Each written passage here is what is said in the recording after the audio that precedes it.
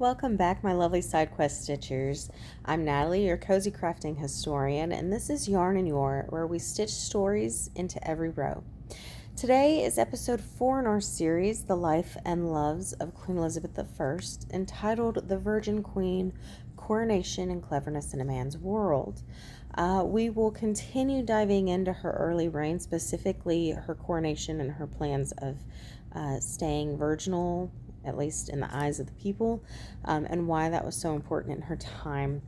As we crochet more of our honeycomb pattern, we'll unravel the tale of how Elizabeth claimed her power and redefined what it meant to rule. So grab your yarn, hook, and a hot cup of tea, and let's begin. All right, so this episode is going to basically continue where we left off with episode 3 with our rows 17 to 22, where our even rows are single crochet all the way across. Our odd rows are usually a front double post or treble post cords that we're working to create this alternating texture with front posts and whatnot. So row 17 is going to be the chain 1. We're going to go single crochet 8, and then we're going to do the 4 front post double crochets 2 rows below, and then we are going to do the 12 single crochets across and repeat. So let us meet here. Just a reminder, and for those of you just tuning in today, if you're new to crochet, a single crochet, we're just going to go in the very first, I call them V's on the top. I don't know if that's the technical term. It's probably just like the loop. And you yarn over once, pull through, yarn over again, and pull through both of them. So you're going to do 8 of those and then come back for the 4 double posts. Okay, so we're after our 8 single crochets. We are going to do our double post. So a double crochet, again, you yarn over the hook once. We're going to go down 2 below to find our post. And so if you're still kind of new at doing posts, you're basically, instead of going through the actual stitch, you're just kind of hugging the post. So you're going to be going like right through there. And yarn over, pull through just once, yarn over, pull through 2, yarn over, pull through the last 2 to create your double crochet to create that post. And again, we're not going to go back and work in these stitches back here. You will have 4 V's back here that are unused because this is your stitch. So you're going to do 4 of these double crochets, and then you're going to do 12 single crochets, and then you're going to do 4 of them again, 12, 4, 12, until you get to the end where you will make 8. Okay, so I have my 8 single, the 4 front post double crochets here, my 12 single across, as you see, the 12 V's or loops, chains, whatever you want to call them, and then my next 4 double crochets going through basically the posts. So it's like making a cord, because you're just going through these posts that you have previously worked on previous rows. It's kind of making, like a cord. And then again, you don't go back and work in these 4 loops on the working row. You skip them and then you chain here into the next, and you will continue with your 12 across, and then just do that until you get to the end where it will mirror this and be 8 single crochets there. There is definitely some kind of a pattern forming. I am not quite sure if it will end up looking like it should. but I'm game for finding out. Okay, so we have stitched all the way across our pattern. I'm not sure if it could just be my tension.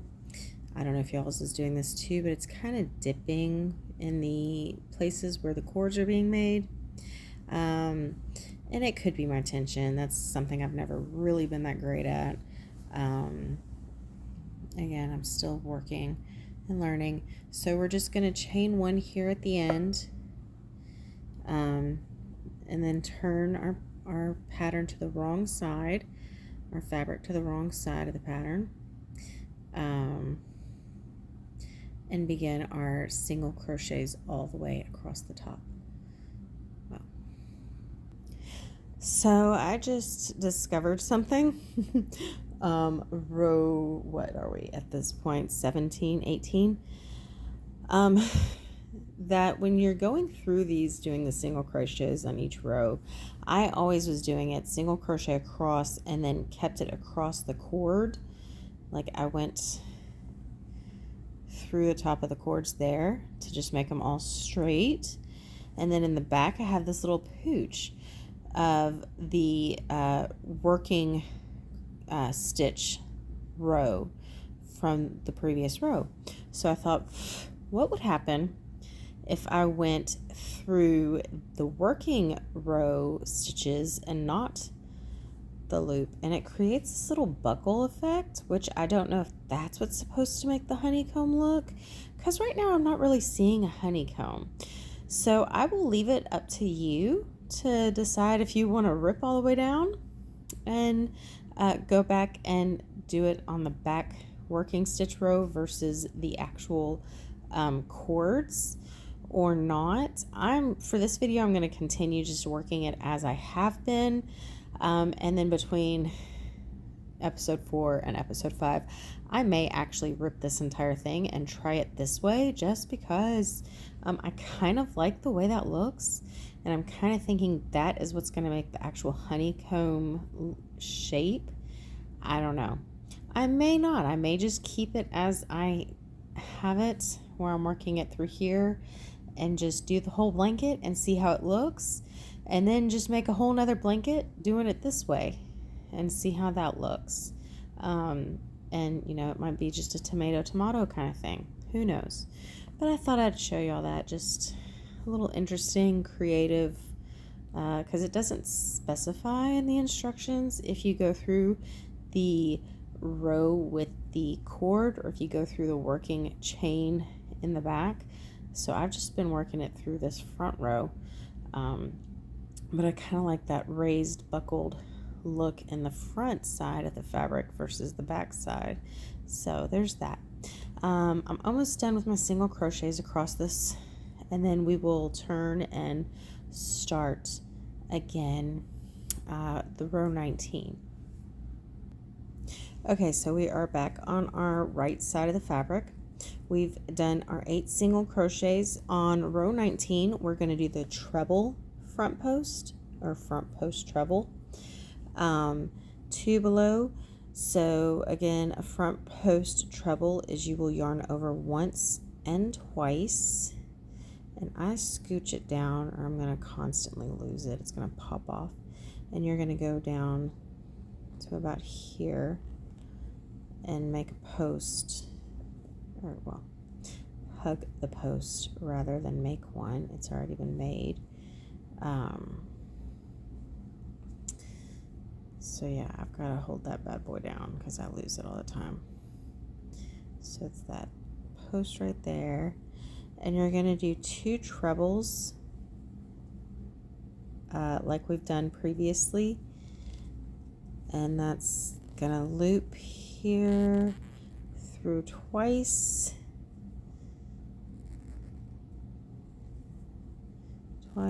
and twice. And I think something got a little loose and janky there. I'll fix that momentarily, because if I'm not holding it down in the back, I lose it. And then you're going to go down and hook around the post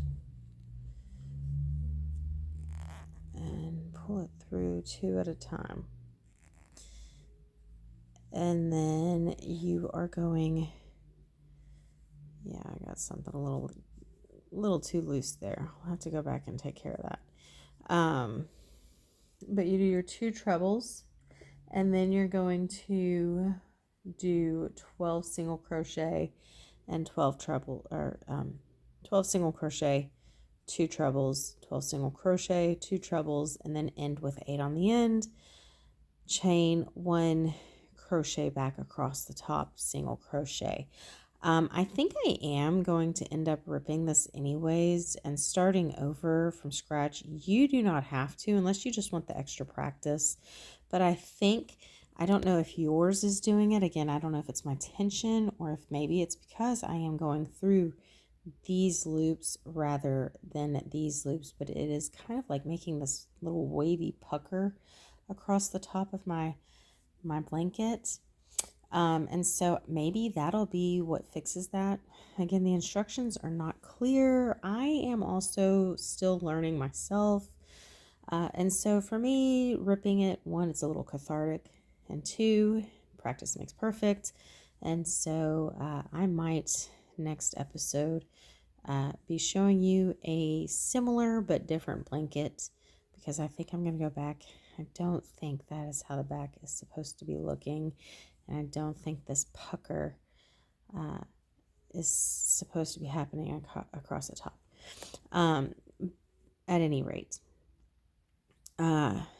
So you will do your 2 trebles, single crochet 12, 2 trebles, single crochet 12, until you're at the end. So let me redo that treble. So you loop over twice. You're going to find your post.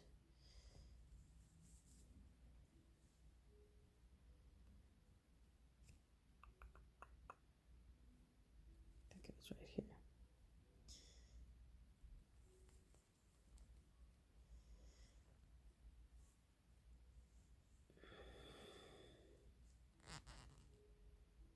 Okay, through 2. 2 and 2. There we go. That looks much better. Okay, so do 2 of those and then 12 single, 2 of these, 12 single until you get to the end. And we will do some history on row 20 with our single crochets across the top. Okay, so you should have finished your previous row of trebles and singles, and now we are on the single only crochet stitch row, row 20, I believe at this point it should be. And so I will continue our story of Elizabeth as we just relax and go through the single crochets, because that's easier to do without too much effort and thought being put into it.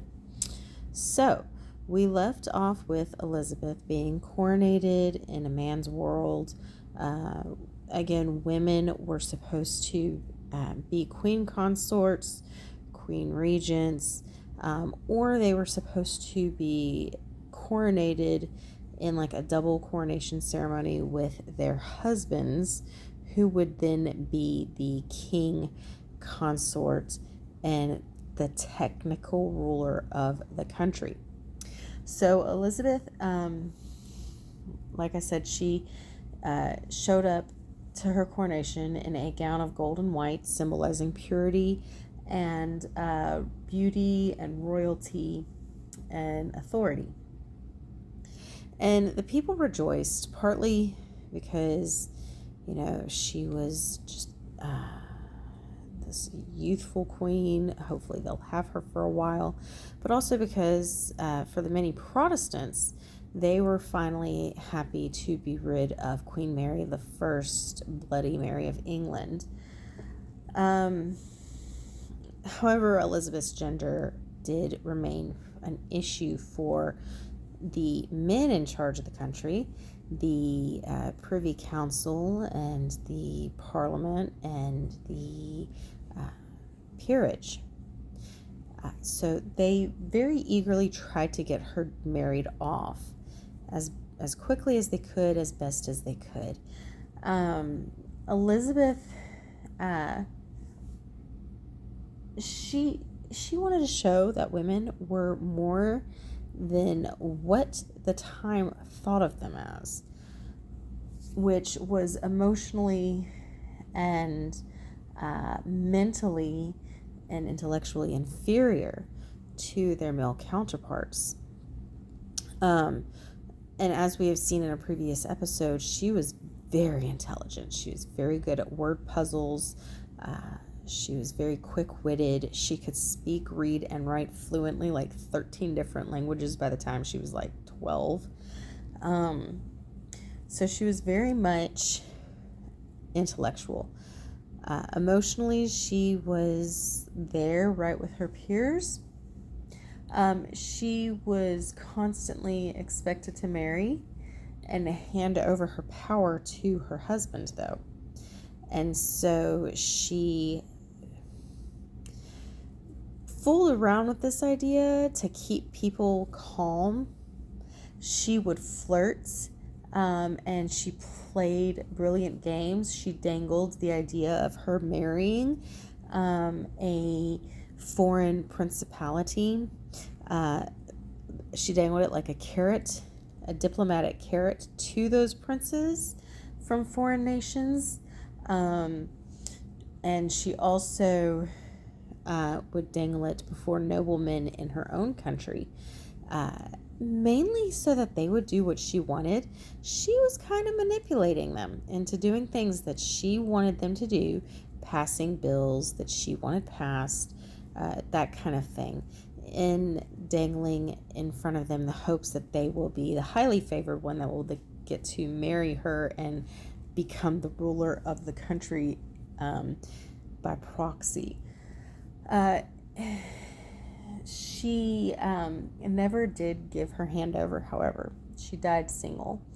In 1559, Elizabeth declared that, and quote, "I am already bound unto a husband, which is this kingdom of England."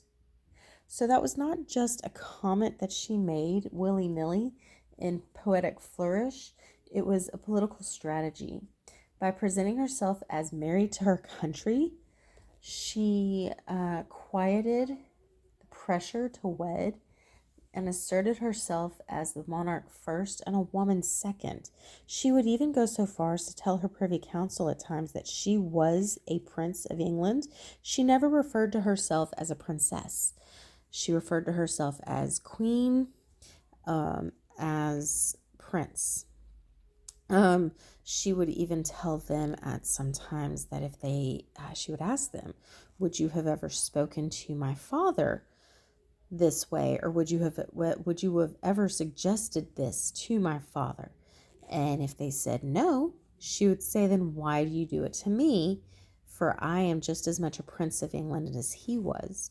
And so she would try to get rid of the whole idea that she was this, just this naive woman who could be bullied into things.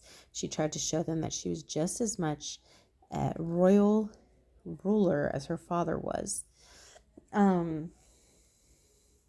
She remained the Virgin Queen, ruler who blended feminine virtue and masculine authority.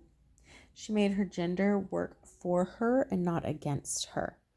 And so that's one of the reasons I think she really was successful in this time, that women were not normally successful.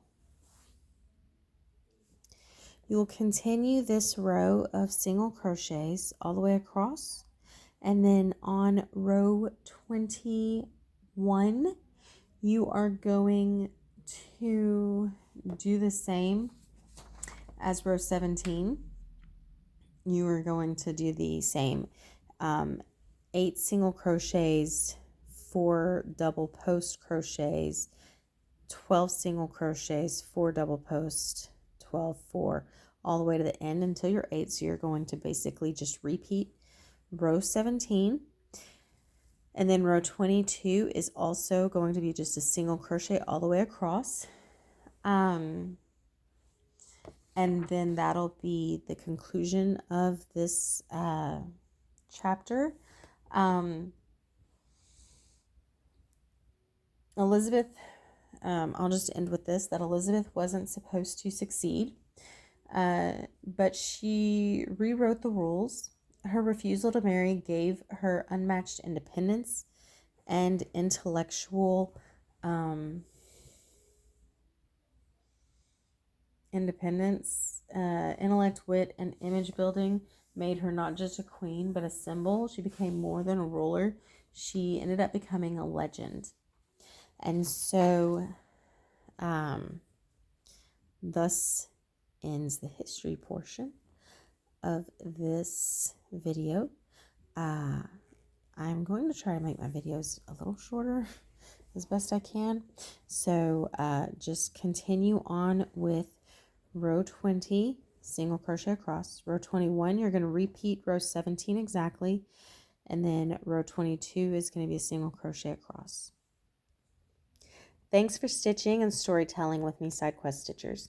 If you're enjoying our cozy blend of yarn and history, I'd love if you'd hit the like button, subscribe, and turn on the notifications so you don't miss the next episode of Yarn and Yore. We'll keep threading together stitches and stories. And also hit the share button. Try to get the word out there for those who like documentaries or nice, slow tutorials and history conversations and whatnot. Until next time, may your stitches be steady, your tea warm, and your stories rich with wonder. See you soon for our next episode, which will be Her Protestant Path, Faith, Politics, and the Power in Elizabeth's Reign. And I think I will actually go back and rip my blanket. Until next time, I will see you with a new and improved, hopefully, pattern of doing the single crochets on that working stitch in the back to kind of fix what I think might be the problem. But again, the instructions were not very clear on it. You do not by any means have to rip yours unless you like what it ends up looking like when I show y'all in episode 5. Or you can do just make the blanket as it is as a first time try, and then the next time go back and do it the way I'm fixing to correct mine, or maybe incorrect mine. I don't honestly know. And maybe you'll have 2 very unique blankets after that. Y'all have a great day, and have a safe and happy Memorial Day. Bye.